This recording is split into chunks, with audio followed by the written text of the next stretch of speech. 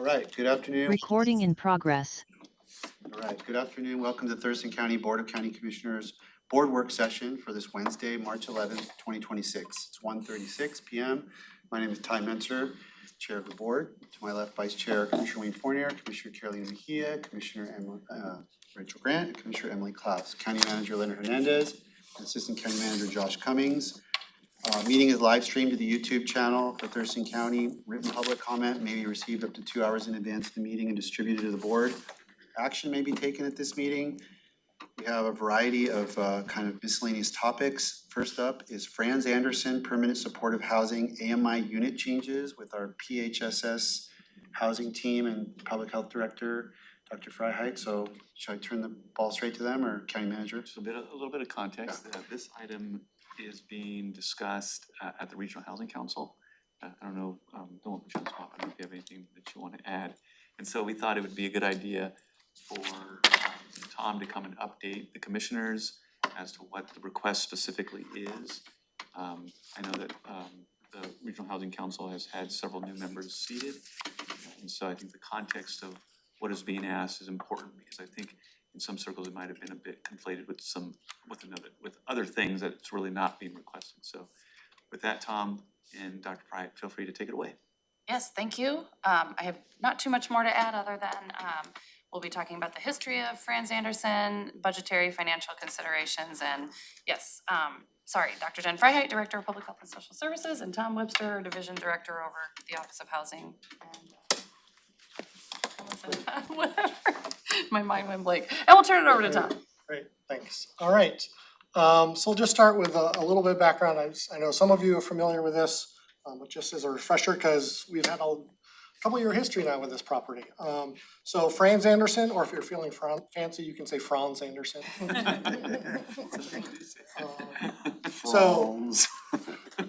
This all started back in March of 2022. This was a piece of property that the City of Olympia and Thurston County partnered to purchase. It's a 6.2 acre property on Franz Anderson Road. So the county actually provided half of the acquisition cost with COVID era ARPA funds for the purchase, but City of Olympia owns the property. And then in December of 2023, Olympia, Lacey, Tumwater, and Thurston County entered into an interlocal agreement to pool funds that jurisdictions had received primarily with the COVID dollars to put towards the construction of permanent supportive housing on this property. And at that point, the county committed $3.5 million of ARPA funds to the project.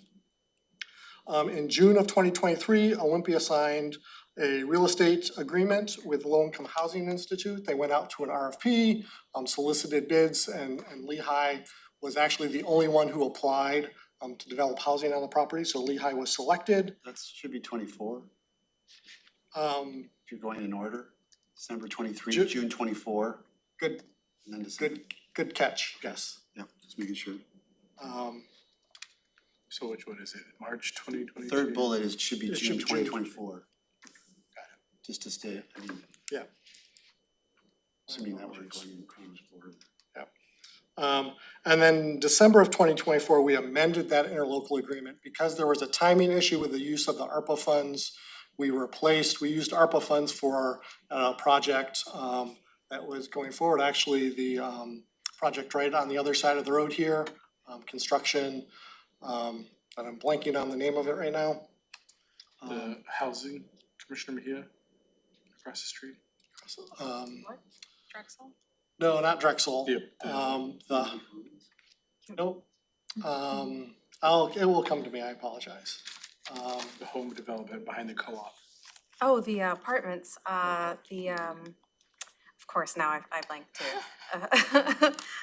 Everybody knows what we're talking about. Yeah. That's right. So anyway, there's a swap of funds, so because we had to spend those ARPA funds, so we switched those interlocal agreements. It was just a change of what funds are being used. City of Lacey switched from their ARPA funds to general fund as well as City of Tumwater. Can I stop you on this one? Yeah. So, two corner questions. We purchase the property, We provided funds to Olympia. so Olympia can purchase property. But then Olympia signs a purchase sale agreement to Lehigh? Correct. To develop the property. So Lehigh now owns the property, the They ground? will. They do not yet. They're paying back money to us, or we're giving them a good price because it's a, you know, a community. Yeah, I believe it was sold for $1. Okay, okay. So we're kind of swapping using the public dollars to swap this forward.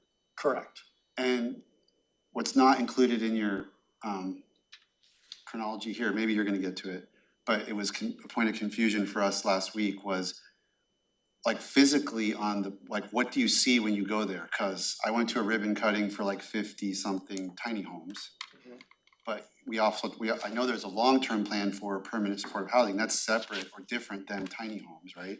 That's gonna be a more permanent structure a la Unity Commons. Correct. So kind of along parallel to where the money's going is probably, it's good for the commissioners, I think, to understand what was happening on the ground. Like for a while it was blank, and then we got some tiny homes in there.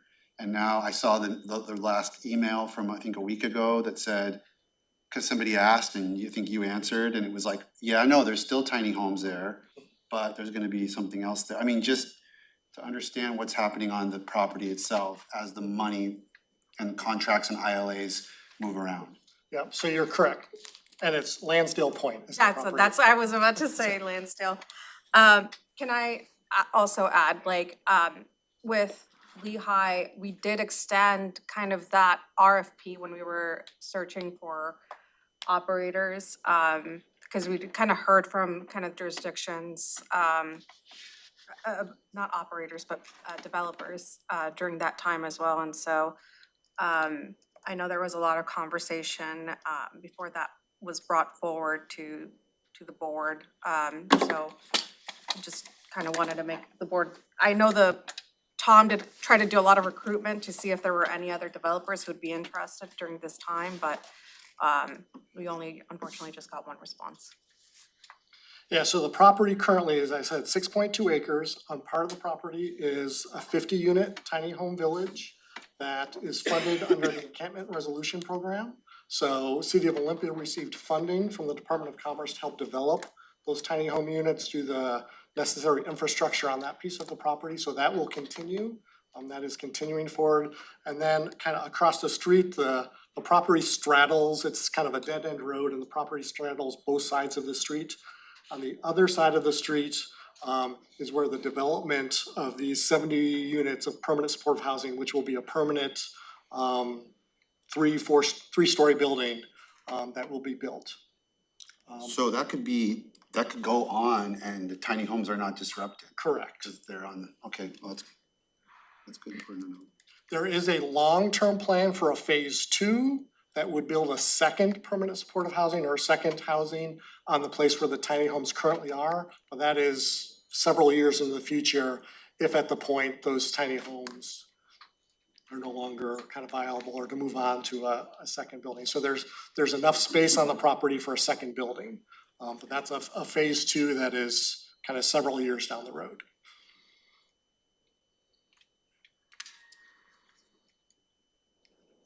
And the money to build this first new building is planned to come from where? Yeah, so Where do you get that? I'm gonna get there. So the purpose is to develop this permanent supportive housing on site to serve single adults and couples. So the building has 70 units, actually technically has 71. One unit is for the on-site property manager. 35 of those will be studios and 35 are one-bedroom units. Olympia is the project lead. And the interlocal agreement calls for preference for placement into that housing to be those who are rights-of-way participants or ERP participants. And then if Maple Court has not converted yet to permanent supportive housing, that residents currently at Maple Court would be able to move into this permanent supportive housing. We think the timing will be such that Maple Court will likely convert around the same time or perhaps even before this building is constructed. And then Thurston County coordinated entry. Folks coming through our coordinated entry system would be placed here. Is that in order? Yes. Okay. Yep.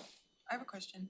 How many of the people who are living in the tiny homes are considered people who benefited from ERP? I'm just thinking in terms of priority. All of them. All of them, okay, perfect. Yeah, Thank you. that entire site are ERP eligible clients, Okay, participants. perfect. I honestly think that Commissioner Klaus's question is important for the larger narrative because it really shows the county still delivering on the overall strategy that was put in place to house those folks. It was get them off the streets, get them into that, those tiny homes, and then help build that permanent supportive housing to keep them moving through that process. So the funding, the project is fully funded from a capital development point of view. All the funds have been identified. So a little over 9.5 million of local funding, so that includes the county's 3.5 million, 3 million from City of Lacey, as well as additional money that the Regional Housing Council has committed, and 275,000 from City of Tumwater.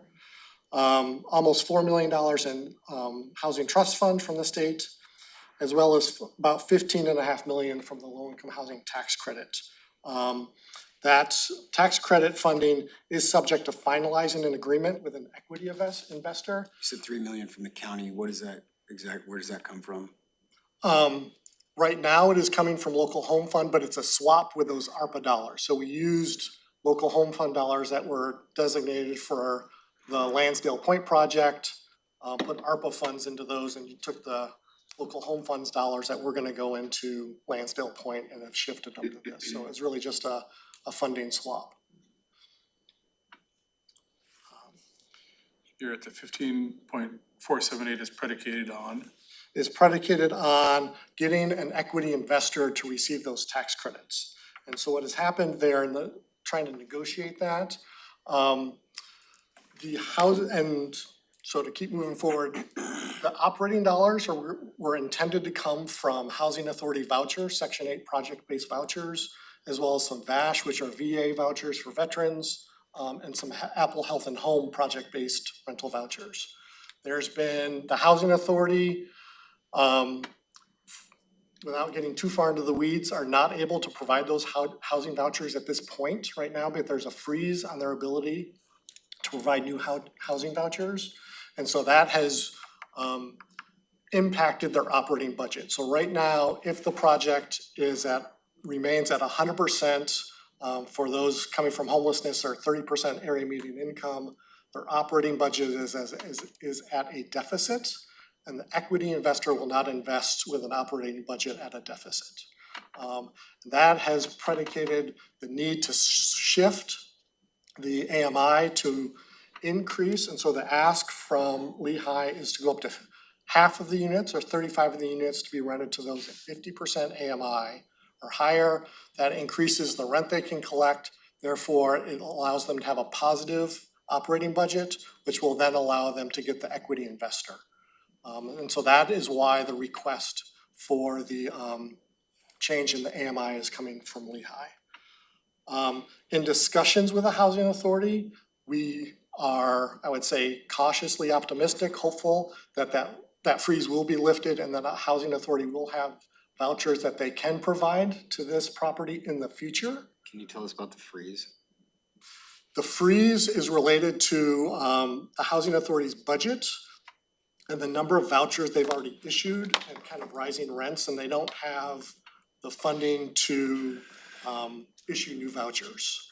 And so they need to have folks come off of existing vouchers to free up funding before they can issue new vouchers. So they're at some kind of capacity? They're at capacity essentially. It has nothing to do with some type of federal withholding, it's just they're operationally at max capacity for voucher. Correct. And this is what Craig Chance talked to the Lacey City Council on, that it's a freeze that's coming from HUD based on they're essentially oversubscribed in their budget. So to what extent, like how, 35 sounds like a lot. Are they, is it, when they're at capacity, that there's, how many people do they need to get off of their rolls, is it? Yeah, and I don't, that would be, the Housing Authority to provide that level of detail. Craig, in his presentation of the Housing to Lacey indicated that they expect to come off that freeze in probably 12 to 18 months is what they would hope for. That's not a guarantee, but that's So kind it's of what within they're their projecting. control to do this. It's not something happening outside of their control. They totally can. Yeah, once they get past this freeze, then yes. But at that time, we've already filled potentially half the project with 50% AMI. We're not gonna kick them out. Correct. And so the discussions I've had with City of Olympia, and Olympia has talked to Lehigh, is if there are folks who are at 50% AMI, that those units are freed up, that people leave, that they would then commit to filling those new units with someone at 30% AMI. So, right, over the initial time. occupancy would be kind of that 50-50 split. Over time, If there's if there's enough vouchers, then we could increase the number of folks at 30% AMI over time. Commissioner Grant. Well, I mean, in my experience so far with this, that, you know, the number of vouchers that get freed up at one point in time is so small, you know, it's maybe 5 or something, you know, every 6 months. You know, I think this is gonna be a good change with the 50 AMI. The other thing that I just wanna bring up is that the Apple Health and Home project-based rent assistance is based on people being eligible for Apple Health and Home. And the big beautiful bill reduces eligibility for single males. And so in January, I mean, I'm just bringing this up because it's something we need to be thinking about, and I'm sure everyone's talking about, but in January, as of right now, of 2027, many people who are eligible for Apple Health and Home will no longer be eligible for Apple Health and Home. So that will also be another part of this that will free up housing in the mix. Does that make sense? That there are single men right now who are eligible, but the change in the big beautiful bill says that they're no longer gonna be eligible. So there's gonna be more freedom in some Because they're of kicked it. out of their homes, Yeah, there's they're- more eligibility, they're there's gonna more be- homes yeah. available because Yeah. they're now homeless. Exactly. But that is the reality of it, is that they're Yeah. no longer gonna be eligible for their vouchers and that they're gonna have to move out. Oh, okay, I see. It's terrible, but it's the reality of what's gonna happen, so. Okay, Yep. everybody's tracked to so far. If we create, you know, these additional units and there's those 35 that are, you know, for a different group of folks, would us then like putting pressure then on HUD to convert those back, would that create pressure that, you know, like, does that reduce capacity in itself? Like, right, once we create these things, I mean, that you're still putting people in homes that are marginalized, they're just, Yeah. you know, a different demographic. If we then go to HUD and be like, hey, you need to free those vouchers up for these units, and that creates a weird pressure point, doesn't it? I'm not quite sure I'm tracking fully, but Not certainly, either, but I'm trying. I don't think it yeah, I don't creates think a- there's a pressure to HUD. It's a fiscal in the sense of housing authority with their budget. Yeah. Certainly, we could lobby HUD for more funding for vouchers, but I think this is part of a larger kind of how the housing authority needs to manage their budget. In absent the voucher freeze, those vouchers would have been used anyways for this project. So if there's an option to phase them in, what happens then is the project then stays in more of alignment to what it was originally planned for. What we're trying to do here is fight for the viability of the project, because if Lehigh can't go and get an investor, the project doesn't move forward. And none of those units are now available. So the thought behind it is, we have to work in the climate that we're in. The vouchers aren't available, so what else can we do to get that pro forma to be appealing for an investor to come and join Lehigh, and then we move it forward? I'm just, like, what if this mixed concept is a better business plan in general and creates more sustainable system for Lehigh? I mean, that The only vouchers consideration, are vulnerable. yeah, the only consideration is we're gonna be engaging with Commerce, I think Olympia, Lacey, and the county, so that we can make sure they understand what Lehigh is trying to accomplish, and obviously if the Regional Housing Council approves it, that there's a local agreement to get this done, because at the end of the day, Commerce has put some dollars into this as well. And this is contingent upon Commerce agreeing with this plan, which we don't know. Yeah, we don't know that they're gonna disagree with it, we just have to sit down and explain it to them and make sure they understand how it all flows together. Yeah, and so what's gonna be coming up at the Regional Housing Council is, and kind of a few developments since I submitted the slides, is the state is looking for a letter from local jurisdictions, say they're in support of this before they, because Leonard is correct, the state put in money at an application that was 100%, 30% AMI. The state also needs to approve the change, and they're looking for local jurisdictions who have those local funds to weigh in to say, yes, we support this change, or we're okay with this change before the state makes their determination as well. So that's what's So gonna is be it- coming at the Regional Housing Council. So they'll draft a letter for us to sign as the commissioners, or is it kind of gonna be signed by like all different jurisdictions? What are we trying to generate? Yeah, so my understanding, the City of Olympia is taking the lead on this, is there'll be one letter, and the hope is that the Regional Housing Council can take that vote and get a thumbs up from all the jurisdictions. The ask was for RHC members to come to the RHC to give that thumbs up on behalf of their jurisdiction. We wanna make sure, But if that's not what the commissioners want, then we wanna make sure the board heard that before we went to the RHC. Thank you. I guess I'll ask, how are the other jurisdictions? We've heard Olympus taking the lead, so I'm guessing they're in. Have we heard from Tumwater, Lacey, Yelm? So Yelm is not part of the agreement, so they don't have funding in it, they don't have money in the ILA. Tumwater has indicated kind of verbally that they're in. City of Lacey has had kind of multiple meetings on this. And at this point, I don't feel comfortable speaking on kind of where Lacey is at.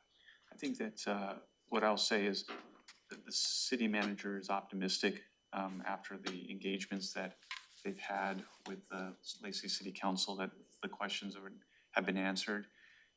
Also, the fact that this needed an ILA amendment, or an amendment, right? Yeah. Yeah, so I think that the city managers of Lacey and Olympia are working really well together to get this ironed out, and it was great that the city manager of Olympia gave time and space for Lacey to talk this through with her council. But I think a lot of the concerns have been addressed. And I say that because I think this item is gonna be moving forward at the next RHC meeting for discussion. And if Lacey wasn't comfortable, because if one partner backs out, then the whole project goes away. If Lacey wasn't comfortable, I don't think it would be advancing for that discussion. Commissioner Fournier? I just wanna be comfortable that the business model is gonna work, and that, the operational funds are gonna be available. My concern is that, funds are drying up, if there's federal funds tied to this and those are not gonna be available anymore. I would be real scared about signing on to anything that creates additional operational, needed dollars. So, I don't know that I'm hearing that, but I also, I'm scared of anything these days. I hear stories about Maple Court still, what is going on there? Like, somebody told me that there's half of the place is not usable at this point, rooms are not able to be renovated, that they're what is it operational? So we have multiple updates that we'll provide to the board, but the team's done a great job of re-operationalizing Maple Court. So we'll get back into that, but I wanna stay focused on this one. But my thought is, if we're, The answer is no, those are incorrect current stories. okay, I'm just worried that our $3 million might be better putting more units, available there that are, but I don't know what the current status of it. The status is it's improving every day, and it's doing a good job. Yeah, we've implemented the monitoring, and I think we have 3 months of monitoring. And we've seen a significant responsiveness from Lehigh and the staff. I really appreciate Tom's team, specifically Jackie, for the time she's spending going out there. They're doing site visits and interactions. And even Lacey has identified that it's performing better. So the performance-based contract, although it did take some getting over the finish line, is proving to be a good model. And I know that the city manager has commented that he's thankful for county staff for really working with him to get that done, because it's improving the operations. Will there be similar performance-based requirements in this contract, or is this, because Olympia's at the lead of this, we have no say over that? Yeah, so Olympia is the lead on this, so the county will not be contracting directly with Lehigh for this project. So that will be kind of Olympia's lead on that. I would say a contract for a permanent supportive housing project is generally different than a shelter. So in a shelter like Maple Court, you have more oversight, but that doesn't mean there can't be performance-based things that Olympia puts in that contract, Is certainly. that something we can ask for? Sure. We can definitely share with Olympia also what the lessons learned at Maple Court. I think also back to one of Commissioner Fournier's earlier questions in terms of the business model. Is the equity investor aware of the start with 50% and then potentially transition back to 30? It's up to them as the equity investor to determine whether the business model works or not. Yeah, and so that's I've not been part of those discussions, and there's multiple equity investors that they're negotiating with. So, but yes, that was, my understanding of the conversations is that 50% is being driven by the equity investors exactly for those operational reasons, to make sure that this is sustainable kind of over the long term. The vouchers then make up that rent difference. So the vouchers ensure that those continued kind of operations if you go to a lower income resident. And Commissioner Fournier, to help answer, I think the spirit of your question as I understood it, the team is still working with the RHC on the response to the mayors. So that's a conversation that's very alive and being processed through, which is the overall look at the funding and coming up with that contingency plan if funding continues to dry up. And I think that when we're ready to discuss that with the board, we can get into some of the details of where the different pipelines of money are at. Are they healthy? Are they in jeopardy or risk? And what's the overall system looking like with some of the cap on funding, which in out years creates pressure because of inflation, et cetera. Is it wise to continue forward with something like this before we've had that deep analysis of those funding streams? Or should we be more cautious and say, hold on, pump the brakes, let's figure out what's going on here? Yeah, my perspective is, and that's a great question. It's a good fiduciary, responsible question. This project has been in the works, and the dollars that have been committed are pretty much programmed for this.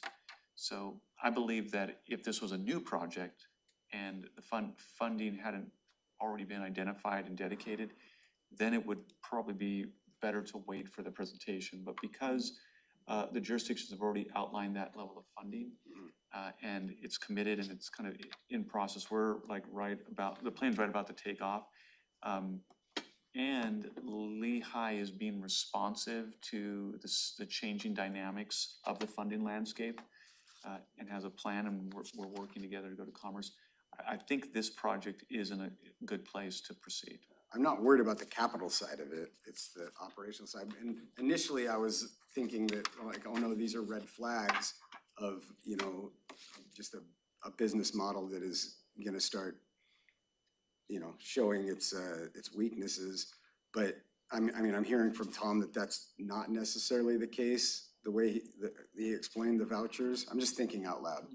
And, but I still am, like weary and, scared of anything that has federal dollars attached to it, but I'm hearing you. Thank you. Commissioner Klaus. Thank you. Yeah, so I had a couple questions that actually Commissioner Fournier's questions get to a little bit. So I was kind of wondering, like, in terms of operation, like, what are the levers that we can pull? And it sounds like Olympia's kind of takes the lead, but like the RHC, can send recommendations to cities that are part of, you know, the ILA. So, I was kind of wondering the same thing because what we've seen at Maple Court has just been it's taken a lot of time, to kind of sort those issues out. And, even though this will be a new, building, so it won't have a lot of the issues that we faced with Maple Court when they took over an existing building that needed a lot of work, and we didn't really know until we found out, and then it was a lot of money. So this building won't have those same issues, but in terms of like operations, we know that like based on Lehigh's performance operating other facilities in our area, I also have concerns around how like this project will be managed, but that's just something I think is a conversation for maybe another time when we get to that point. But is there anything in place right now, that describes how the facility will be operated aside from like the 35, like the makeup of the residents? Just to piggyback on what you're saying, I don't think there's a better time to talk about operations and then when you're about to obligate a bunch of money, cause that's when you have leverage. Yeah, but I think that I think you're right. I think with this one though, like, county manager said, the plane's ready to take off, like, the money is already there. If we don't move forward with the project, we don't get that funding. So it's different than if we were like planning the process ourselves and like we had, a lot more stake in this than what we have now, I think. But right now, it's just been an ongoing conversation for so long. I do have concerns, but like honestly, like if we don't move forward, the project gets canceled. But it's been extremely disappointing for me and devastating for our unhoused and housing insecure residents that the project plan has completely changed. And now we have to do this 50% AMI split. And that has me worried about the current residents in the tiny homes because there are 35 tiny homes, right? Am I correct about that? Or There's, 70? there are, currently there's 50, although that number dropped down to 39 as Olympia is replacing some. Ultimately, they're gonna go up to 60. So Okay. Olympia's plan is that we'll go from 50 to 60. Okay, and since those residents at the tiny homes are likely to have little to no income, they'll probably fit within the 35% AMI range. And I'm worried because that doesn't add up. So the residents in the tiny homes can't all be promised a space in the permanent supportive housing project. And that to me is a huge concern because that was the plan, right? For everyone who was there to be able to move into the new project before we heard this 50% AMI and the voucher problem. So that right there is a devastating blow to several of the people who live there right now. And I've had a lot of issues, you know, with that, trying to reconcile that. But it's like if we don't move forward, the project gets canceled. So it's like a double-edged sword kind of. Commissioner Grant? I know who's first. Well, I mean, I was just gonna say, you know, I think that we really need to think about what 50% AMI means, you know, when we're talking about this, because, you know, 50% AMI, all that's changing here is the fact that the people who own the building are able to get more income. It's like when you change it from 30% AMI to 50% AMI, I mean, yes, it does mean that there'll be more of a mix of maybe somebody who makes $10,000 more. I mean, there's a need for that type of housing just as badly. It's still impoverished. Yeah, I people mean, that it's are- like, Yeah. the only real difference here is that they're gonna be able to collect that 20% that's in between. Yeah. Is actually gonna be paid out of the person's pocket versus paid out of hen's pocket, or not Yeah. hen, but you know, the other, you know, and so. Yeah. That might be a more sustainable model in the Right. long run for. Right, so it's not like even if it didn't stay that way forever, we still are housing a bunch of people who are in a level of need, Right. right? You And know, that's, so- yeah, that's exactly why it's important to move forward with the project, because you're 100% correct. It's just that the part that's disappointing is that that wasn't the plan for this project. But I mean, if this was the plan for the project at the beginning, I do think it's more sustainable. It seems like on the surface, it would be more sustainable, financially. But the fact that it changed after people had already kind of had their mind set on like what was gonna happen, and I mean people who live in the tiny homes, they kind of already were told that one thing was gonna happen, and then it changed, and that's been very devastating for a lot of people who live there. So, you know, but at the same time, like everyone's points are valid, and it's important to move forward with the project, which is why I'm in support of it. So, Thank you. I think the plans for this Franz Anderson have changed so much over the years. There's so much history with this project. I mean, We've had this one going before Maple Court was a twinkle in the eye of anybody. This has been a long time. So for me, like how I see it, right, it's like, oh, actually making progress in one direction or another, even though it is not kind of what the hope was or kind of the initial plans were. I do have quite a few concerns and questions in regards to the operating side, and I'm not sure if it would be okay for county manager to set some time to go over kind of those questions outside. I would just like to push back a touch. It's not exactly, but it's like 95% of what, you know, we've launched a tiny home village there and we're building a big building with permanent supportive housing units.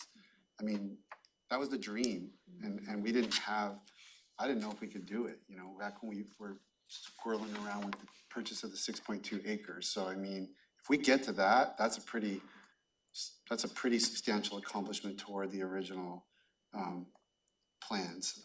You know, the mix of the vulnerable people that are all being helped, 100%, you know, helping the most vulnerable. The fact that that mix is changing a little bit to address economic issues, I think is, I just want to put it in perspective. I think that's a small deviation from that original plan that we worked, you know. I remember the former county manager losing hair over this particular project in its initial phases. How you doing, Leonard? Yeah, getting a little this thin. county manager is looking pretty good, but I mean, I just want to shout out to Ramiro because he put a lot of sweat into the negotiation and all the ins and outs of getting that agreement with Olympia and acquisition and shifting ARPA money, and there was a lot of ins and outs back on the front end of it all. So, I mean, I'm excited that we're getting closer and closer to something that, you know. So 50% MI that's like $40,000 a year. So roughly for a family of four would be $40,000 a year. AMI is around 82,000, I think. And so for a family of four. So for a single or a couple, we're probably talking around 35,000. Yeah.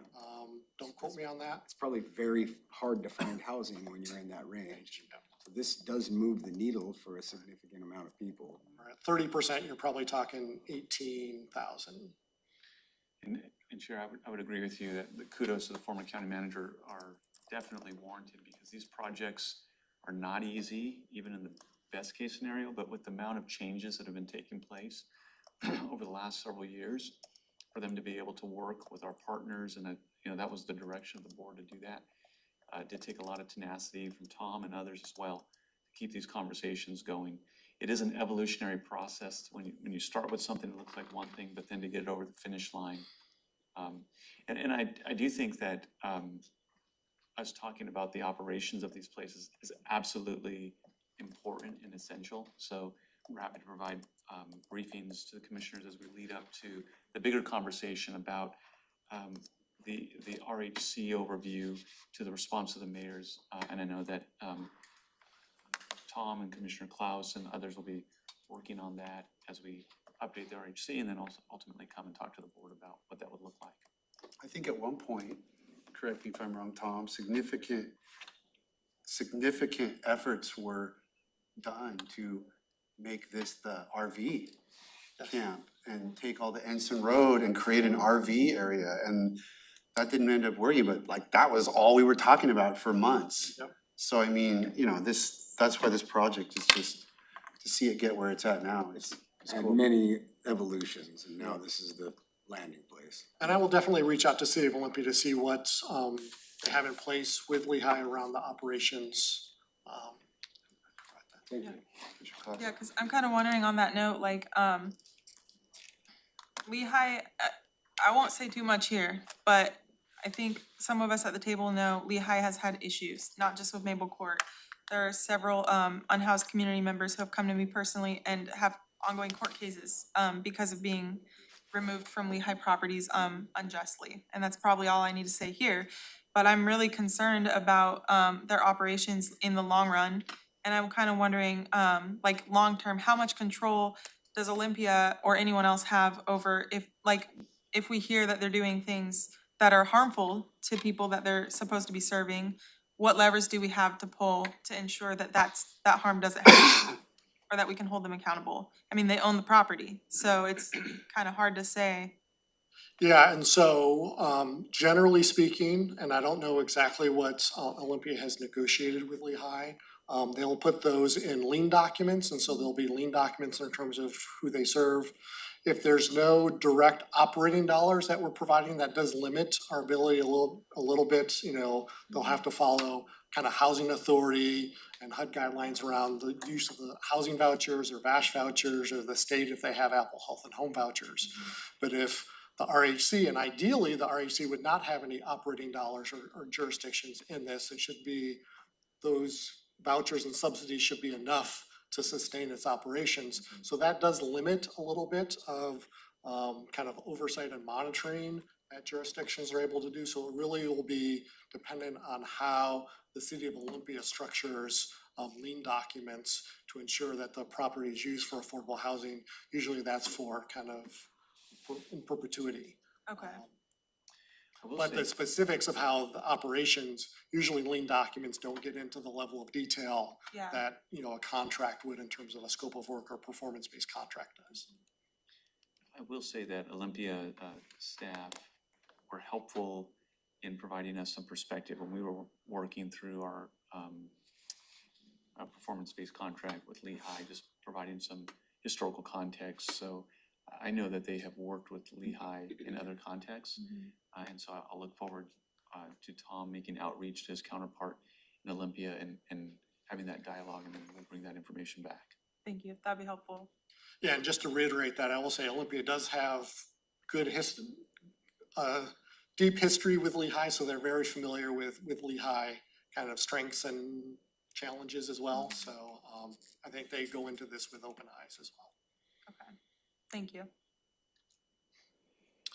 Okay, anything else we need to cover? That was good, thank you. So this item will come before a vote for the Regional Housing Yeah. Council. And I appreciate Tom making time to update the board, because as the last 45 minutes show, this is a pretty in-depth conversation. In fact, Tom, I was thinking some of this detail probably would be helpful for some of the new RHC board members. And you do such a good job of weaving in and out of the details, help illuminate what the decision at hand. But yeah, so we look forward to that conversation, and I don't know if there's anything else you want to add? I guess I wanna just ask my seatmates, cause I'll be reporting back to the RHC on the county's position, and so it sounds like we're generally in favor, but is there anything anyone wants me to make sure I include when I make that report back, or should I just tell them the county's in favor of moving forward?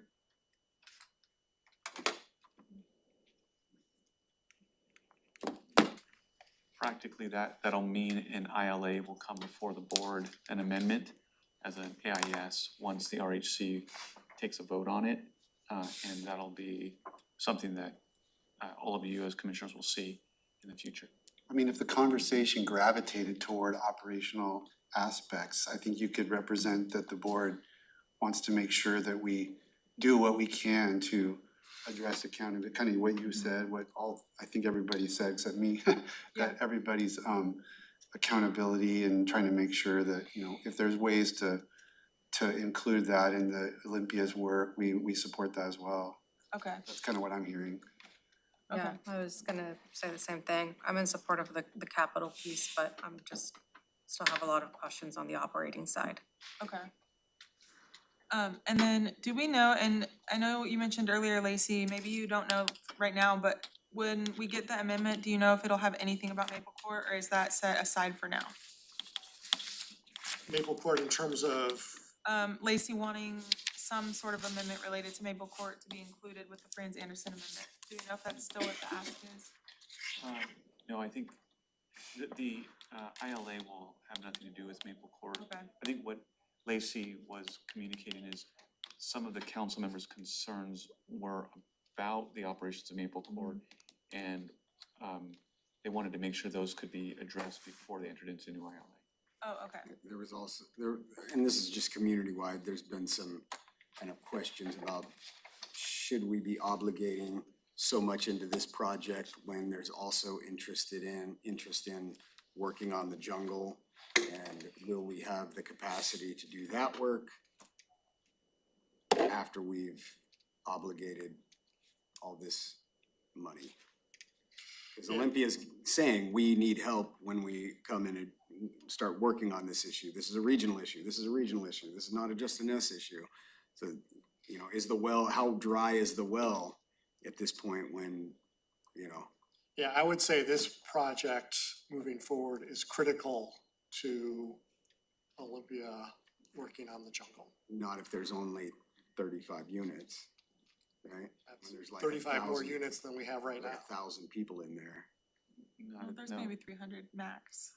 I don't know. I heard there's like 10,000 people in. In the jungle, that's, I heard there's 300,000 and that's why we went to 5 commissioners. Yes, it gets its own commission district now. There's 60,000 people living in there. Yeah, I mean, yeah, the City of Olympia is tracking that, but I agree with Tom that all added capacity is gonna help them with the steps that need to be taken to transition that location.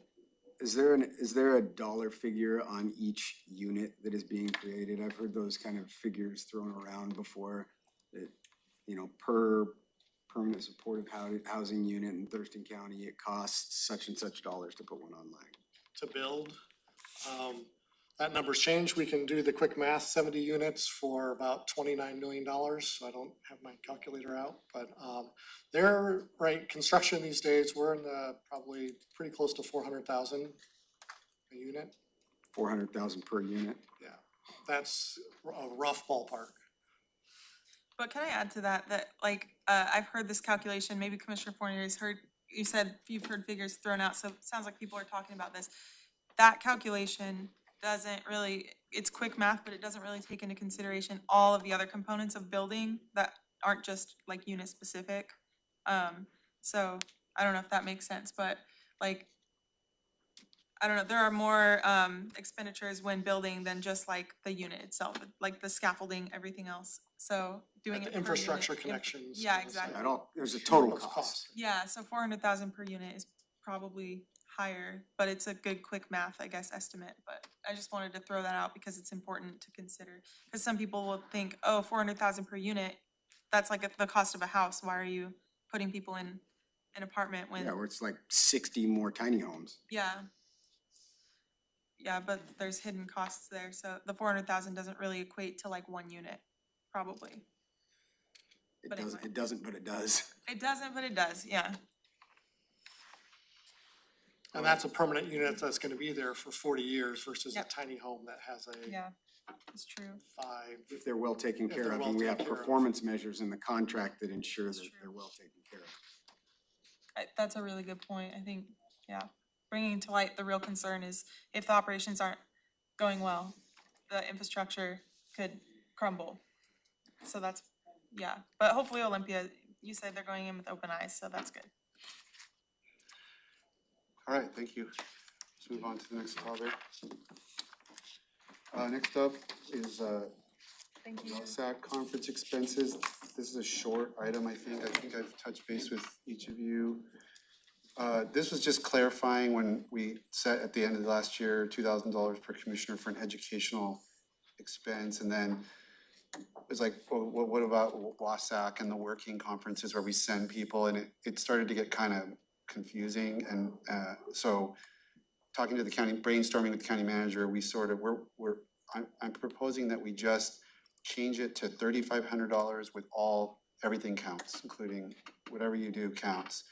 I think that's budget neutral basically, but it just creates simplicity, so it's not like, well, I wanna go to that, or this should count, or that count, or the commissioners wanted me to go to that, and what I was concerned about is, if Wasac changes from east side to west side, which changes, if it's on Spokane, then it costs like $1,300, $1,400, then you can't go to anything else, that was not the intent. It's not If the there's intent. 2,000, so this is the proposal, do we need a motion or thumbs up, or? You could have a motion. I'm gonna make a motion to modify and be effective 2026, the commissioner's travel budgets to $3,500 per office with all events of any kind counting. Motion and second, any discussion? All in favor, say aye. Aye. Motion carries. All right, great, thank you. Next up is proposed letter of support for the Regional Basic Law Enforcement Academy at the Lacey Regional Training Center. Thank you, Chair. This is an item that City of Lacey has brought forward and is asking partners to consider. And so I wanted to make sure, because things are, there's a time sensitivity, that I brought this forward. In the time that it's been put on the agenda to now, there is some other consideration that I kind of lost track of in the conversation, that maybe the sheriff has also brought this up. I appreciate Commissioner Mejia flagging that. We want to be supportive to the City of Lacey, but I think I need to touch base with the sheriff's team prior, so I don't know, Commissioner Mejia, if you have any thoughts. What's the timeline on this? Who's this letter supposed to go to? Strickland, I think, right? I'm not. No, to this, they're looking for, I think they were trying to get operational dollars to the state Yeah. to have money for an additional BLIA class that they would like to host there. And I don't wanna, Session ends tomorrow, right? Yeah, tomorrow's So is Thursday. this too late? Seems like it if we wanna talk to Would the this be sheriff. too late if we were Sure. to even approve it? Yeah. Commissioner Mejia, go ahead. I would say, just conversations I've had with just different legislative members, I would wanna double check with the sheriff to make sure that we're not working on double purposes, I because. don't think that's the case, cause when I've talked to him, I was told that there would be capacity to kind of do things. I don't wanna say too much. I think it's worth, we want to be supportive to our partners, but I think it's worth making sure that we're not getting crisscrossed on this. I think that everyone's working hard to get things in, but we really do encourage our partners to give us as much advance notice on letters of support as possible. So, I think. Yeah, I'm supportive of the concept, but I think we should do our due diligence, and at least, that's just my thought process on this. So this one can hold, and I don't know, with session being over so quickly, how material it is. But I do want Lacey to know that we are supportive of their efforts in general, but And it has been on the regional legislative agenda, which we've been supportive of. Okay, any objection to just tabling this for the time being? No, I would prefer that. Okay, sounds like we're in agreement. Let's move on to Commissioner items. Number 1, proposed ordinance, use of county facilities, federal immigration. There's an ordinance in the packet. I think we've seen this earlier. Yeah. I had a chance to read it more carefully. County manager, did you wanna, or Commissioner Mejia, is this yours? Yes. Do you wanna set it up, or what's the ask? So my ask is kind of the same. I had a chance to kind of check in with the county manager after last week, just kind of on the timing of, and being conscious of staff time and knowing that they are already working on the jail moratorium piece. But after conversations with the county manager, I don't wanna put words into your mouth, but he said it would be okay to bring it forward because we've had the city of Olympia, I think, who just moved forward with this, and so this is just kind of following that track. So this is just a proposal. My proposal would be kind of the same as the federal moratorium, to give an opportunity to our prosecuting attorney's office as well as our county manager and staff to have a chance to work through it, look through it, and then bring it back to the board for final decision or any other consideration. But Sure, what I'll add is, we had a really good discussion with PAO's office about, the federal detention, item that the board wanted us to research as well. Whose office? PAO's office. Yeah. Yeah, Okay. sorry. And seeing that that one's off and moving, we'd look to have an update to the board soon on what's entailed and the steps we need to take. In conversation with Commissioner Mejia, appreciate the space for it not to be included at the same time as last week, so we just weren't sure how much work that was gonna be. But we can get this one going too, Okay. and we believe we have the time to do that. So for me in reading it, it seemed like a slightly broader application of what we faced back in 2020 when the ICE agents were targeting people at our courts. And we had an arrest in the court parking lot, and there was litigation in Massachusetts and elsewhere that was successful in saying that this is a little different because it's not just about courts, but so I'm interested in kind of what legal will say about the expanded scope. But I know as to courts, it was really pretty powerful and obvious that if people can't come to court, people have to come to court whether they're an illegal immigrant or not, whether they're a witness to somebody else's victimization, crime victimization, or whether they're facing issues related to their families, children. And if you can't come to court because of this, it's a disruption to, I think, a free society. Or just a just and society ruled by the law.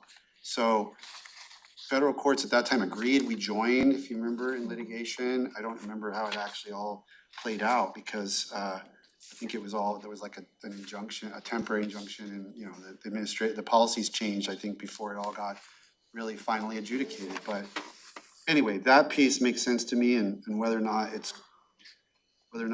we can broaden it in the way that's proposed here, I'm willing to try to find out with some legal analysis. Anybody else, Commissioner Klaus? Yeah, I'm 100% in support of this and looking forward to what the PAO's office tells us. I hope that they make minimal changes, if any, because I really like this document. I appreciate Commissioner Mejia for putting this together.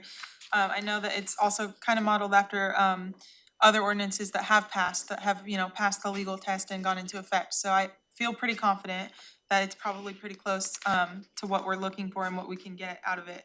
I really like section 4 where it talks about compliance with a valid judicial warrant, and it specifically names courts of competent jurisdiction because we've seen a lot of terrible activities, raids, abductions happening across the country that don't include any sort of valid judicial warrant, and decisions are being made not by courts of competent jurisdiction, and terrible things are happening because of that. So I appreciate that being in there.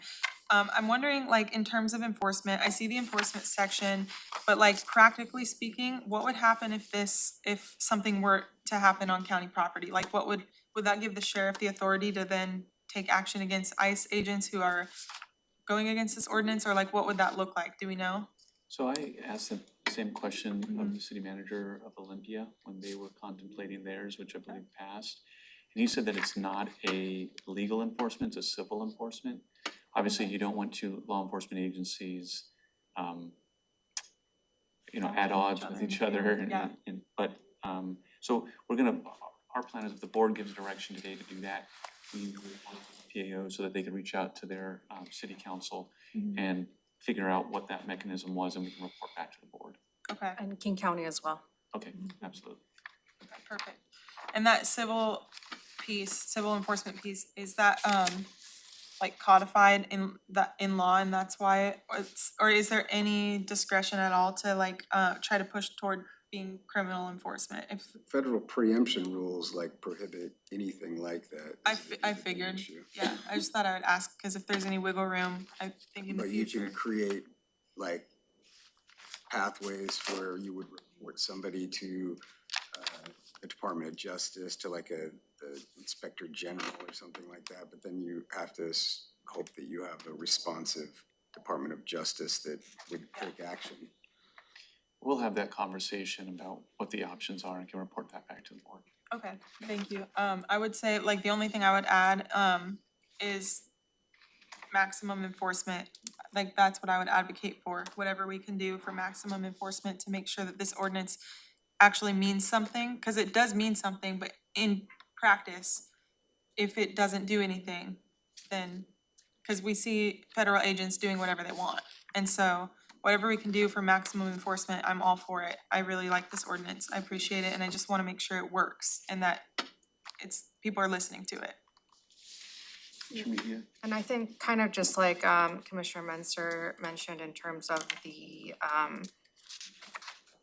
the court piece of it, right? I think this just lays the foundation for us to and maybe for other jurisdictions to possibly join in a lawsuit later on where we have a little bit more enforcement, but at least it lays the foundation of us kind of having something in place. And you know, if it's something that we're seeing that you know, or ICE enforcement is not abiding by, and I think that it might be a possibility that I think that opens up the door for us to pursue. I mean, it may be that the federal, there's case law related to courts.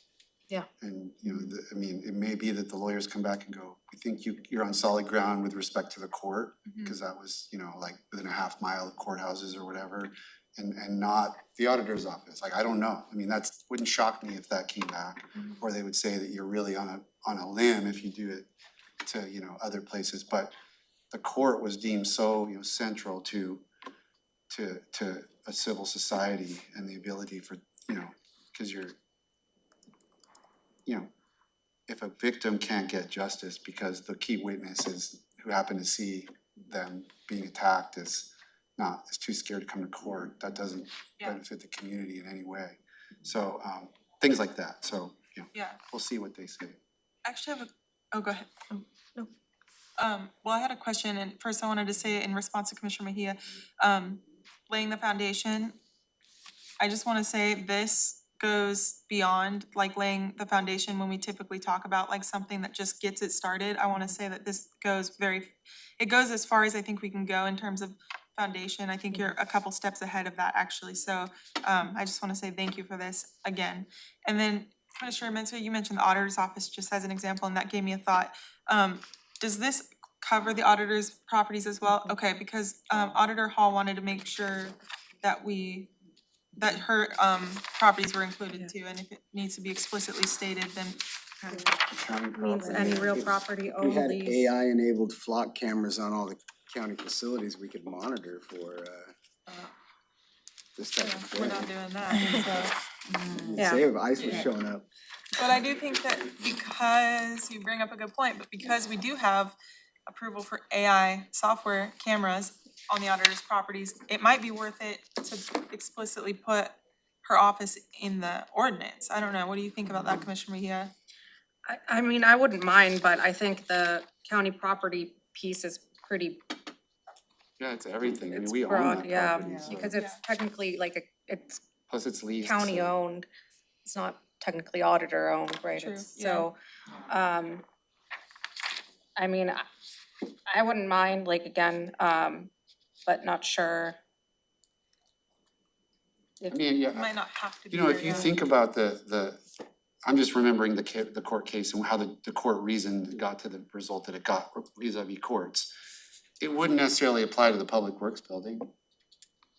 I mean, we may not want that, but, you know, I mean, I'm just saying, the Because we Lord. don't own it. Well, no, because there might be, We don't have the authority. the argument is that, you know, discouraging people from showing up is like so disruptive to some like core function of a community that, you know, like why do the public go to the Public Works building? They probably hardly ever do. Yeah. And but the if they court did, how would it, you know, mess up anything? But the court is different. So I mean, I'm just saying, like, the legal answer might be something not as broad as what we proposed here. That's what I'd like to see what kind of do some more research in those cases. It was a Massachusetts case, and, you know, I'm sure there were some cases after that I'm just not aware of, but there was a nuance, you know, it wasn't just well, counties, you control your own property, so you can tell the federal government, no, they were more dialed in than that. And the argument that was used, the winning argument was very specific to courts. And it could be applied to other things, like I think it could be certainly applied to right to vote at an election center. But I'm just trying to think of like the least persuasive, like, you know, why should we be able to stop anything happening at our public works building, just for example? Public health, maybe, you know, that's a better argument. I'm just kind of come up with like what the lawyers might come up with. Are you having fun pretending to be a lawyer Well, yeah, again? pretending to be a lawyer, yes, because I'm not one anymore. I'm inactive. All right, so we have a motion here. Does somebody want to make it? I would move to direct the county manager to review the draft ordinance regarding the use of county facilities for federal immigration with the prosecuting attorney's office and provide options for the board's consideration. Second. Motion second to direct the county manager to review this draft ordinance. Any discussion on that motion? Commissioner Klaus? I have a question. I'm looking through this again and I just had a thought. I attended a training last week about ICE enforcement and learned that a lot of enforcement is now happening from Customs and Border Patrol.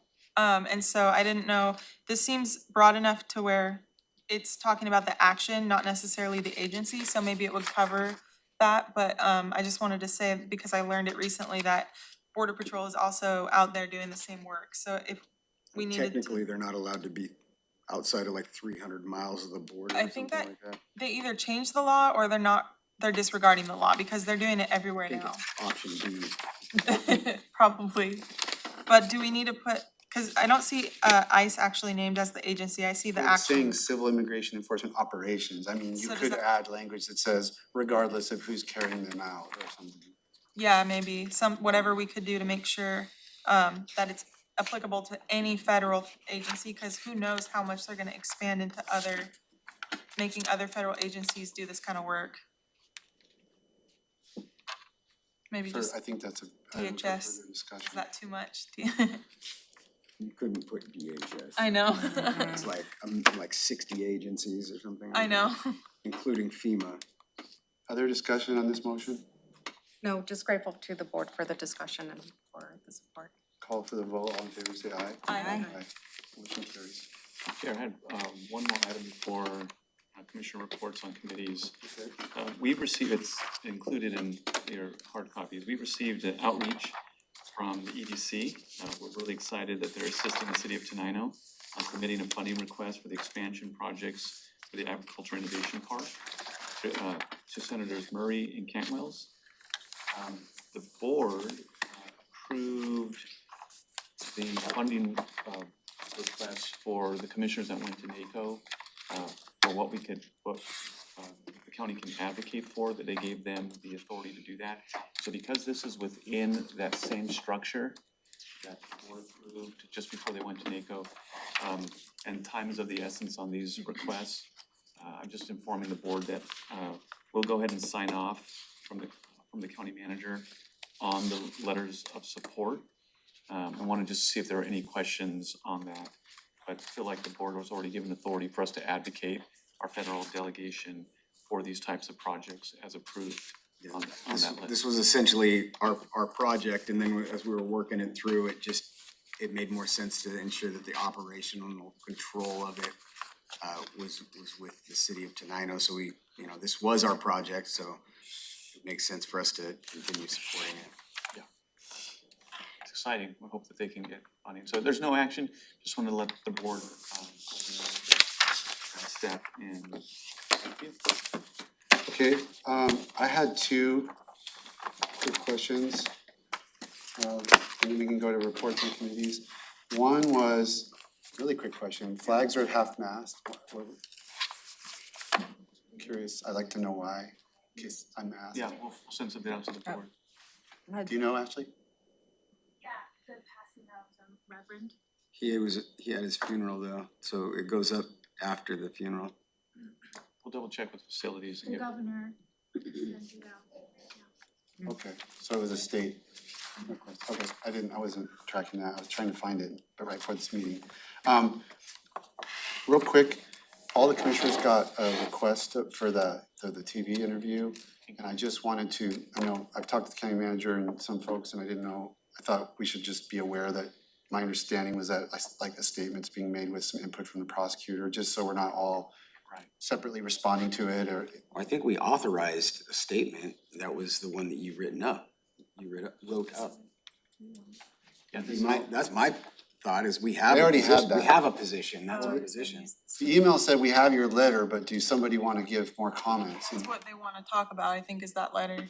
yeah, Susan did create a organizational statement. I believe she copied and sent it to the board. It was probably just before this meeting or few, so I know you're all in meetings. Should we authorize a spokesperson? So that I mean, that went out, and what she's offering is to have the I think she offered John Thunheim to have a conversation about all the services that the county does provide to victims. John's had a great perspective about the advocating for additional funding from the state. And so that's the direction that Susan was taking it. I don't believe there's a need for individual commissioners to reach out and engage at this time. I'm happy to answer any questions. I just wanted all the board members to know that there was gonna be something responded to so that you didn't feel like, you know, I mean, everyone can do what they want, obviously, but if you don't know that the county's putting something, you should, you know, I just think we all need to know that because we didn't have any way of to talk about it other than here. Yeah. I mean, I thought about responding myself because I did a King 5 interview in like November. I'm not sure why this is news and why we're being asked about it again. I think keeping it at a high level, I think what they're trying to do is foment a dispute between us that it's not productive. The judges asked me not to engage in that kind of thing in the media, so I mean, like, this would just be another step in that direction, so I feel like if I were to be the one answering questions, I would not do a good job in my current kind of emotional state about to really take the higher road. So I would rather rely on the communications and the prosecutor's input and the approach that's been suggested. Yeah. That's where I stand on it, Commissioner Mejia. Yeah, no, I'm supportive of the approach. I think the prosecutor rounding up to kind of the losses statewide and federal is definitely a good approach. And so I think that I think a statement that doesn't kind of counteract what the prosecutor is going to be, or try to undercut what the prosecutor is going to be saying, I think it's a good approach. Yeah, I think ultimately we're one team and we're working through challenging budget impacts. But at the end of the day, we're gonna be supportive of all our offices and departments, working through those impacts. And I agree with you that, Chair, that this is just something that would continue to try to be divisive, and we wanna move forward and continue productive conversations that your letter alluded to, the meeting coming up with the clerk. And I know that the board members are looking forward to her coming and sitting and having a good discourse about support, et cetera. Great. I Commissioner Gonz. feel like this is a good opportunity for me to be transparent with the board that this reporter reached out to me individually. I'm speculating, but I think it might be because I was the only one that didn't sign the letter. I got the talking points from Susan and printed those out. I do plan on having a conversation with the reporter this afternoon, but I agree with all the messaging we're talking about here. We're one team, and I do have a meeting with the county manager and Ty right after this, so that would be a good chance for me to get with you to talk through that before I talk with the reporter, but I wanted to let the board know that I was reached out to and I did plan on speaking with them this afternoon. So I'm open to any, I know that that could be concerning for people given the conversation, but I'm open to any feedback if anyone wants to share with me your thoughts before I have that conversation. I just think it's important that everybody understands that the board has a position that is the position of the county. Yeah. And no one can speak on behalf of the county without, us all appointing that or deciding that. So that doesn't, of course, prohibit anybody from, as an individual, going and saying their thoughts, but I would be very I mean, I think it'd be bad form if there was any misrepresentation of somebody speaking on the behalf of the county or. Yeah, you'll be clear about that, I'm sure. Definitely, yeah. And I just, I would just share that Commissioner Mejia and I each had conversations on Friday with Superior Court leadership. And in both cases, they thought the timing, we didn't really get into the substance of the letter, but the timing of the letter with the legislative ask that we're making was, they thought not optimal. But to have, I didn't call King 5 Media, I'm assuming the clerk did, that's what happened in the fall. So if she has gone and instigated this report, that's to me several levels along those same lines of what the judges weren't super happy about with respect to our letter. Yeah, So I mean, I would just say that, I just wanna share that because I don't think if the Superior Court leadership is consistent in their position, they shouldn't be any happier about that news article or that TV display than they were about us sending a letter over. I don't wanna say anything on, have the board saying anything on the record about whether or not the clerk reached out, cause we don't know if she did or not. It also could be the news following up on a previous story, we don't know. But I have talked with the clerk recently and she didn't share any plans to reach out to the media, so she may, Yeah, I don't well, know, maybe, so. that's possible, but it was in the fall, another reason I don't wanna take that interview is that I don't feel that the media outlet Yeah. was forthright with me about what the interview was about. I And did so- ask them to send me the questions in advance, so I can share with the board that the reporter told me they wanted to talk about the context behind important services being paused, the letter signed by commissioners pushing back on what's happening, and just any information and what's being done to resolve this. So that's where I could talk about, I'm really uncomfortable with Yeah. this and the fact that there's one commissioner that is not in alignment with the rest of the commission, get voted, against the position we've taken. And that being, if that's the only representation that's gonna happen in the media, I think it might be wise You wanna to. be one to I, ask questions? nope, I'm not as in tune with this as You're you, always so gonna- I think it might be a good idea to assign a spokesperson. Because they're probably gonna be telling a different, side of things than the single commissioner that didn't vote in alignment with the you rest of can the board. say my name, I'm not Voldemort. That's fine. This is, they're always gonna go after the, I think our position was really laid out clearly in the letter. Yeah. And Commissioner And I Klaus have- didn't sign it, she abstained. Yeah. And it's obvious they're gonna wanna just pick her brain why. Yeah, and I have the statement printed from Susan, I'm going into this with, I'm not going into this to try to stir things up, I'm, bringing this letter with me and, And what's your intent, if it's not to stir things up?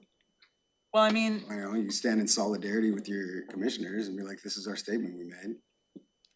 Well, I don't agree with it, this is the statement the board made, this is the statement the county has. yeah, I mean, I definitely am going to be clear that my voice doesn't represent the full board and that's clear in the fact that I didn't sign the letter.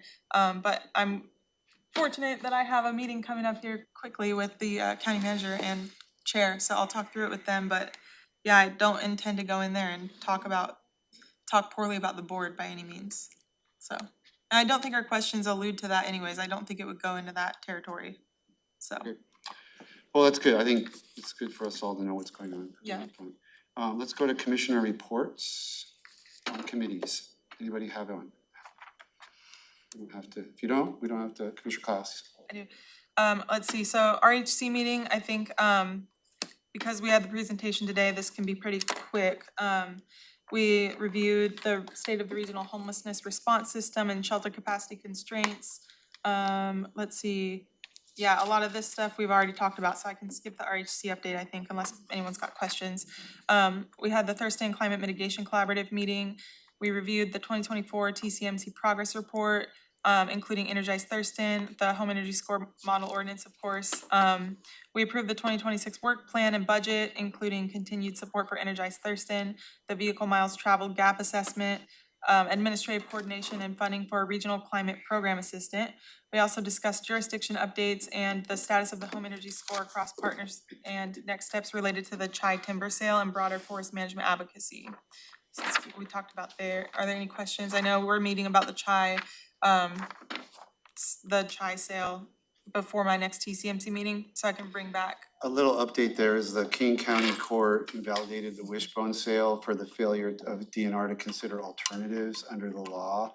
And based on that, so some folks were saying, well, that might apply to chai, and they've contacted Commissioner Upthegrove, who has agreed that that case in King County might apply to chai, so he's bringing chai back for discussion to the Board of Natural Resources at the next meeting. So Great. there may be a change of position based on that legal development, not sure. Okay, perfect. Thank you so much. That's helpful. Okay, so then solid waste meeting. I was elected to be the chair of SWAC, so I'm really excited about that. Yeah, I'm super excited about it. I love solid waste. It's weird that I never cared about solid waste before this job, and now it's super fun to me. So, and it's a great opportunity to connect with Public Works, so I really like that too. We received updates on Thurston County's Master Recycler Composter Program, including volunteer recognition, upcoming training changes, and continued community outreach through workshops, clinics, and events across the county. We also discussed several Thurston County solid waste capital projects, including the security updates at the Waste and Recovery Center and the potential refurbishment of a compactor that could save the county up to $1.5 million. Staff also provided updates on the Waste and Recovery Center reconfiguration project and long-term planning for a future South County transfer station. And then lastly, this morning we had Orca, and let's see, Orca was a lot today. We had because I'm the chair of the finance committee, so I had the finance committee meeting first and then the board meeting. So I'll try to be quick. So I'm really starting to understand the value of the finance committee meeting as I move into my third month as chair. Discussing the budget early due to public comment period. Oh yeah, we're discussing the budget now because public comment period starts May 8th and our board meeting isn't until after May 8th. So we're just kind of informing board members that they should really keep their eye out for budget documents and get their questions into staff before public comment starts. One thing I wanted to update the board on was the core grant funding. We finally know what's happening with that. And as a reminder, that's the funding that helps support the outdoor burning program, among other things. The core funding grant, the federal award was actually only reduced by 2%, which we thought it was gonna be a lot worse than that. But the state core funding was reduced by 67%. So that's a lot. And I have the numbers written down, but I know we're kind of short on time.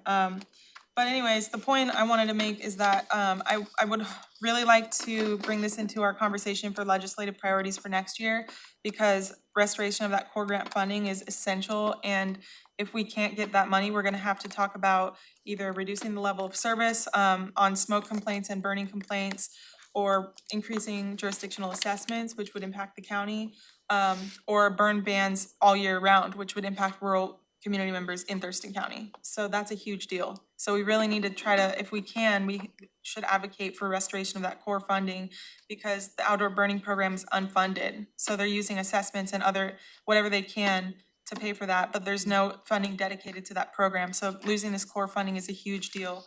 And I wanted to bring that to the attention of the board. Can I just wanna say that it was part of WASAC's priority. They advocated pretty hard on it. And unfortunately, we're not able to get anywhere with it. Okay. So it was already part of WASAC's priority list. Okay, thank you for that. Yeah, maybe we could do it again next year and push again, because we're gonna see the impacts, and the county will maybe have to pay more, or I don't know what's gonna happen. We're also looking at alternatives to burning. So Thurston County actually has the most field activity in terms of the outdoor burn program, so we would be impacted probably the most by this. And so I wanted to make that known. Let's see what else. Oh yeah, the program costs Orca $350,000 annually. So, yeah, the largest workload occurring in Thurston County. Today, we had Fire Chief Van Camp presenting on the burn program and the successes of the voluntary notification system that was implemented. The voluntary notification system is kind of our first step in introducing fees for outdoor burning for residential homes. And in the future, we'll be exploring what a fee system could look like. Right now, it's free, but we're gonna have to find some way to close that gap. So Chief Van Camp talked about how successes include more public education around burning, regional partnerships, and reducing the number of times that fire departments need to roll out their trucks for a smoke complaint because Orca's handling those. Yeah, next conversation will be fee expansion. Orca is looking at notice of construction fees in the future, and I wanted to also mention that the wood stove grant program is going well, and we've spent $90,000 so far, which is 40% of the budget, to help transfer out of wood stoves, which also helps this issue of burning and smoke. So that's what I got for Orca. All right, thank That you. was long. Anything else?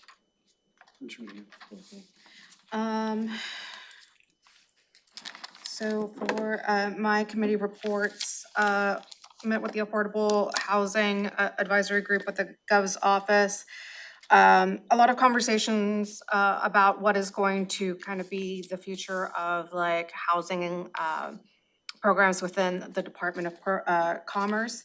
There is actually a survey on the future of the housing department that has gone out, and I have sent that over to staff to kind of provide input on it. Attended the Thurston Forward DIB Summit. So the summit will take place Friday, May 1st and Saturday, May 2nd. So very excited to be kind of part of that work group. I'm very excited about our racial equity program manager to take over that workload, but yeah. Things are coming along. Things are coming along very well. So it's very exciting, and they have a lot of exciting items this year on the agenda. For the Thurston Regional Planning Council, did an overview on kind of all the jurisdictions' comp plans. I want to give a huge shout out to Derek Day. He did a great job in kind of representing the county and the work that happened with our comp plan. And then there was a presentation from Intercity Transit about, I think, a favorite topic of the board, which is roundabouts. And that future kind of roundabout project that right now Intercity Transit is in the gathering information stage and gathering community input and kind of communicating with just outreach, general outreach about the project and getting the word out there. So I know they will be coming later in front of the board to kind of present that outreach and see where they're at. Legislative Steering Committee, there was a lot of discussion and conversation, a lot of heated debate about the millionaires tax. One of the main areas, of course, that is of huge concern was the exemptions piece. Just because that would actually be hitting our sales tax revenue for counties and cities. I'm not sure, based on the 82 amendments, I'm not sure where that one landed. 82 amendments. Yeah. Passed. It passed, but not sure where the exemptions landed. And that was, I think that's going to be a big piece of conversation for us on where it's going to basically hit our general fund, because that's really where the hit's gonna take place. We did have visits on the Hill. We did sit down with Representative Springer as well as House Speaker Jenkins to kind of talk about those exemptions and kind of where it would hurt us. I did it as the LSC co-chair, and we had really kind of in-depth conversations about it. But yeah, I know that is definitely a concern for a lot of counties and cities for sure. And then Fair Board, a lot of good things going on with the fair. Wanna just give a huge shout out to Thomasina. Basically, the Fair Board for the first time is receiving money, $15,000 from the City of Lacey LTAC funds. So very exciting. So congratulations to the Fair Board. Usually, I think they've kind of relied on the Thurston County one, and so now they've expanded and we're able to get some LTAC funds from the city of Lacey. For intercity transit, transition there, Councilmember Von Holtz from the city of Tumwater is actually going to be stepping away, and Councilmember Swarthouse will be stepping in as the new Tumwater representative. Then we just had an update on state advocacy, and then I will be part of the APTA conference, which is the big transportation conference in DC in April. So, yeah, that is my updates. Wow, you had a lot going on. I had just a few meetings. I will say for, we had our Olympia Sea Rise collaborative met. Just an update there that there's a group of people working on refining the sea level rise and flood monitoring strategy. You know, they work through that at the city of Olympia. They're developing guidelines to incorporate like different rise considerations into the capital planning that's happening. We will get an update and the actual results of that work will actually come out in June. And so more to come on that.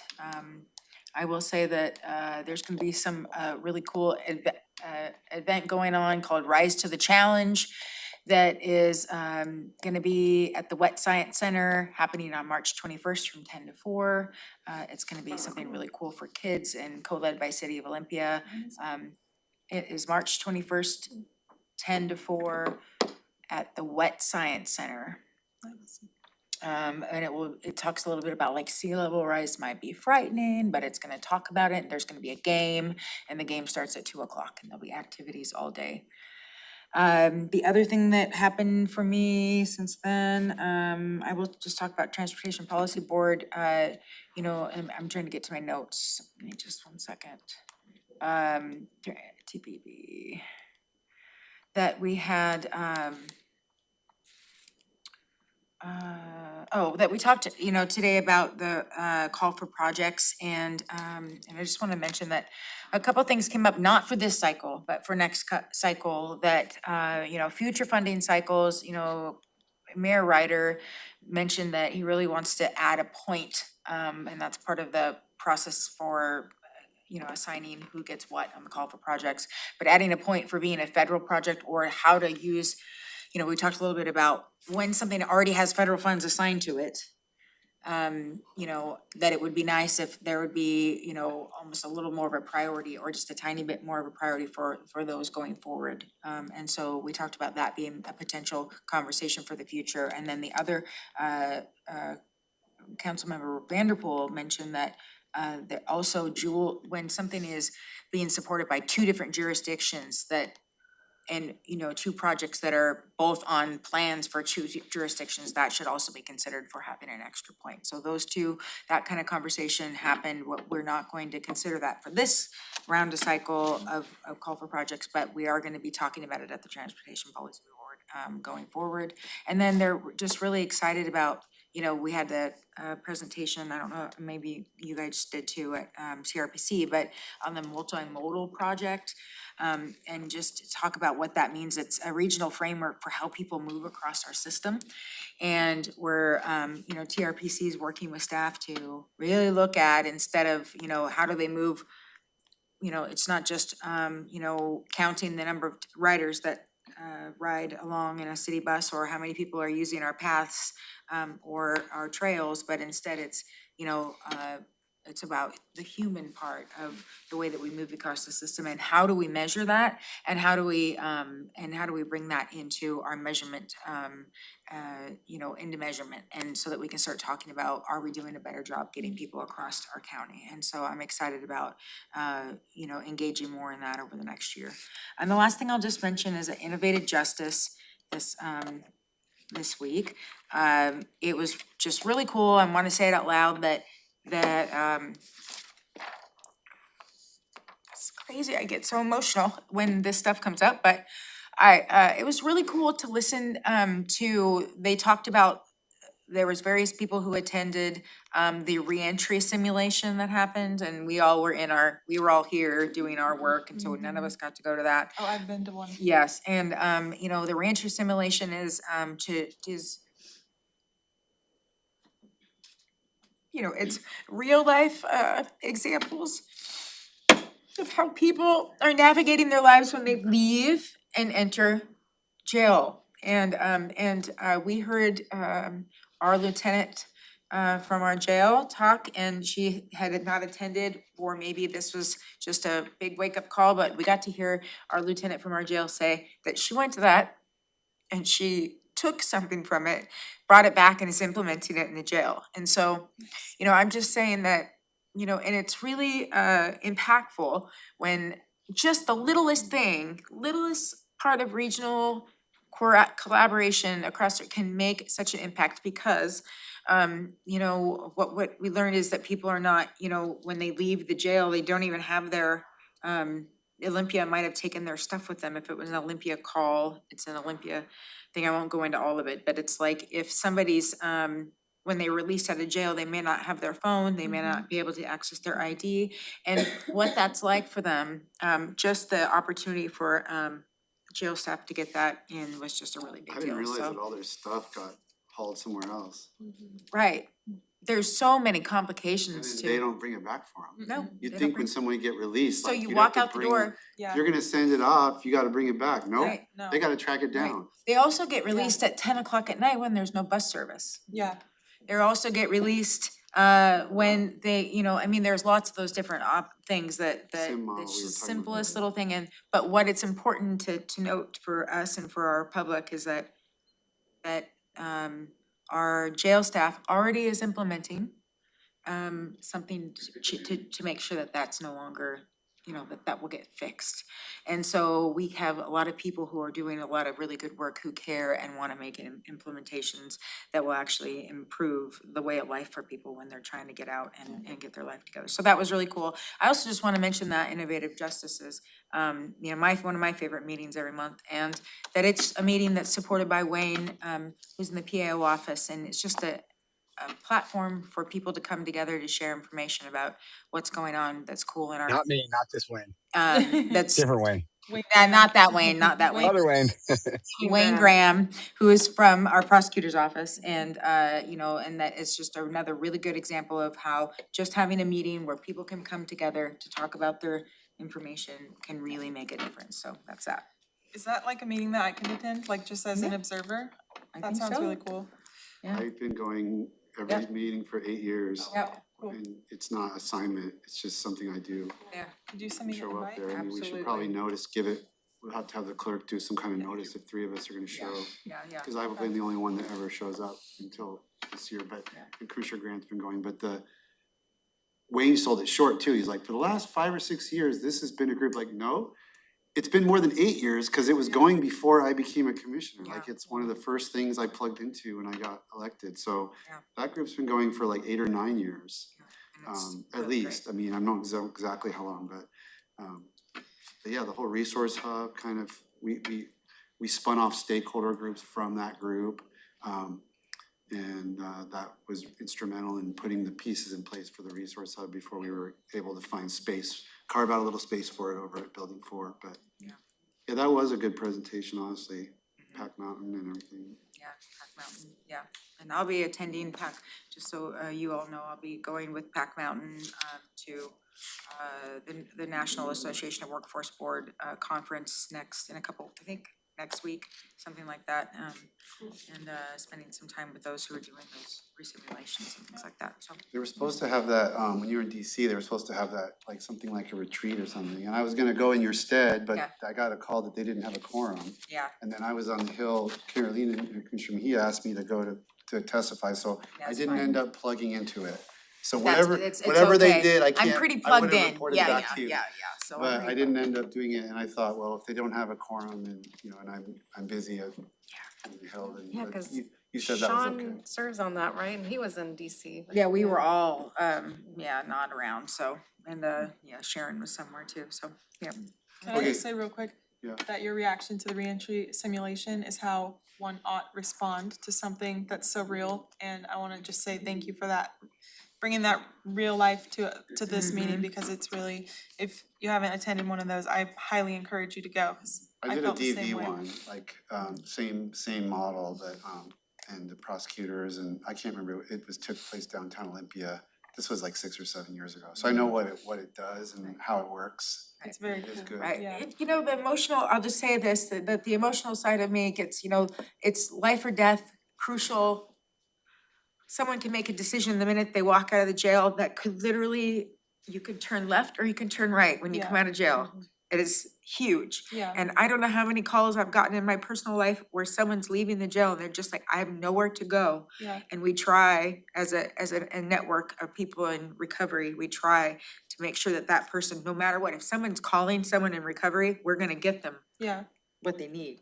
But that's the way that our system should show up for Yeah. them too. So I just am really excited when I see us moving towards good decisions in that area. So that's that. Awesome. Well, I don't have Yeah. much, guys. Yeah. The lot meeting tonight, and I was supposed to have a insurance fund meeting the day we were doing docket, but I waited for an hour while they gave me a wrong link and then didn't send me the new link, and finally I gave up and decided I'd better serve to be here with you and listening to the docket presentation, so I don't know Yeah. exactly what happened there. I did have some meetings on the Board of Natural Resources issue and, the CHI issue, I may have a report back because there's some movement going on there. But Commissioner Klaus and I will touch base on that next week. So I know the county manager is tied up in a meeting we've gone way beyond. Yeah. So he may not be available for us to talk. If Okay. you wanna talk, I'm happy to talk to you, but he's got a meeting with architects. I think that's important with respect Maybe if you to- give them 15 minutes, we'll give them a heads up. Maybe Okay. target 3:30 or 3:40. Yeah, AJ asked Linda, and it sounds like the meeting's still happening somehow, so we'll Okay. figure it out when we go upstairs. All right, well, that's the end of the agenda. Thanks, we're adjourned. Is the insurance